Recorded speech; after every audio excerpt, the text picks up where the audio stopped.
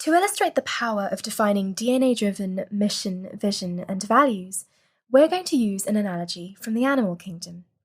Let's take a rhinoceros as an example and define its serving leader compass.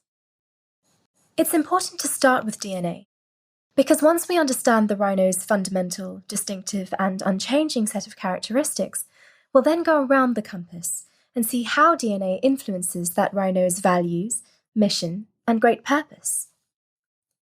Some of the rhino's distinctive characteristics include being a land dweller. Now, before we go any further, let me stop right there.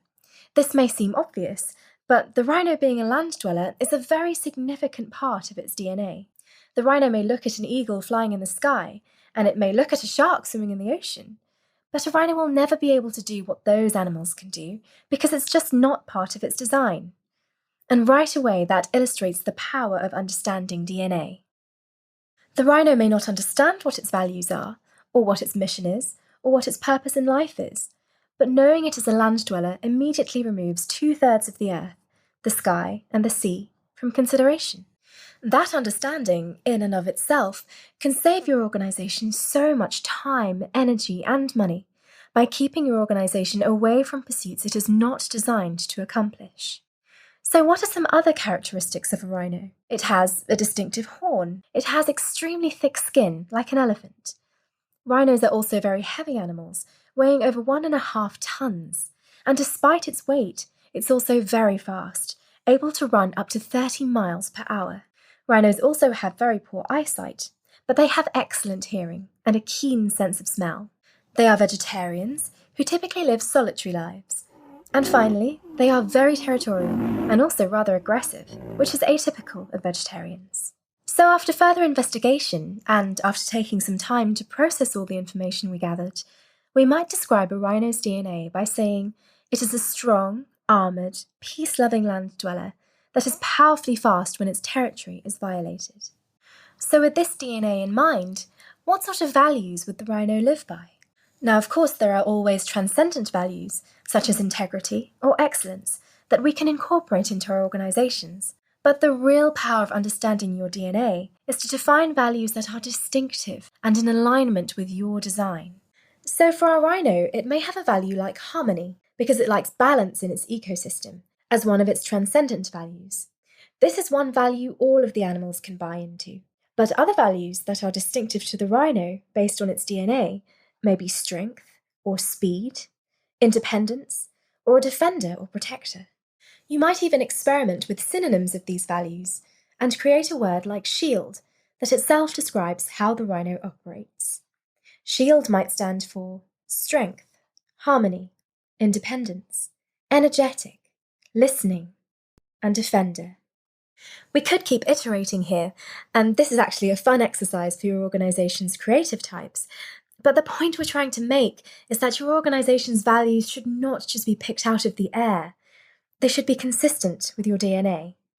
And when they are, it is so much easier and natural to encourage the organization to embrace and operate by them. So let's move on to the next compass point. And by the way, you don't have to go around the circle in sequential order. In fact, we recommend, after you define DNA and values, that you go to great purpose next. The reason we go to great purpose is that it's easier to define your mission once you understand your purpose. So what is the great purpose for the rhino? Why does it exist? Well, rhinos are interesting animals. They are known as an umbrella species because when they are present in a habitat, other species are protected and thrive as a result of their presence. Think about it. If you're down the food chain from one of these predators, it's nice to have a rhino around. With this in mind, we might define the rhino's great purpose on Earth as to be a protector and preserver of life. This then becomes the rhino's true north and northern star, and it is out of this great purpose that the rhino's mission can be defined. The rhino's mission depends on its location. Let's say we have a rhino in a sanctuary in Botswana, Africa. It's in a sanctuary because it's currently on the endangered species list. So this particular rhino's mission might be to create a safe environment in the Kama sanctuary in Botswana, Africa, where the rhino population can double. That is a mission that is in alignment with its DNA, its great purpose, and its values.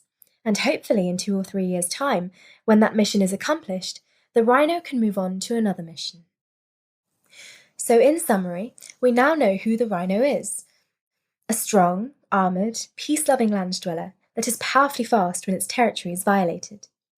We know how the rhino will operate, with values that spell the word shield, strength, harmony, independence, energetic, listening, and being a defender of the defenceless. We know what is going to be accomplished in the next 2 to 3 years, which is to create a safe environment to double the rhino population in the Kama Sanctuary in Botswana, Africa. And we know why it exists, how it'll make the world a better place, which is to be a protector and preserver of life. Let me point out an observation about this rhino that may apply to our organisations and leadership practice.